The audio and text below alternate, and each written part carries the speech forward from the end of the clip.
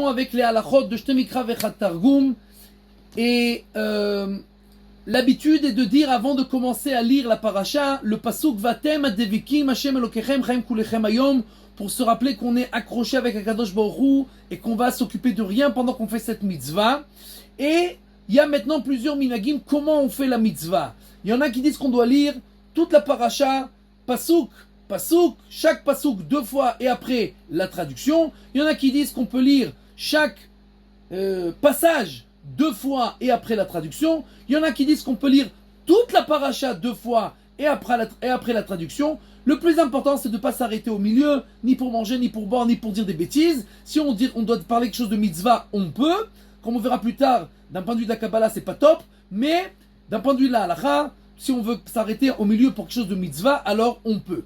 Il y a écrit qu'un Yireh Shamayim, il faut lire à part la traduction aussi le Rashi. Maintenant, quelqu'un qui lit en français, parce qu'il ne sait pas lire la traduction, il vaut mieux lire de toutes les façons le Tirgum de Onkelos. Mais quelqu'un qui ne sait pas, il ne peut pas lire du tout, il n'arrive pas, alors il peut lire une traduction en français, faire très attention qui a traduit, parce qu'il y a des traductions qui ne sont pas du tout, d'un point de vue du Ruach à Torah, l'idée de la Torah, et donc il faut faire très attention avec ça. Depuis quand on peut lire Shte Mikra Vechat Targum? On peut déjà à partir de dimanche commencer à se préparer en lisant chaque jour une montée ou un passage, etc.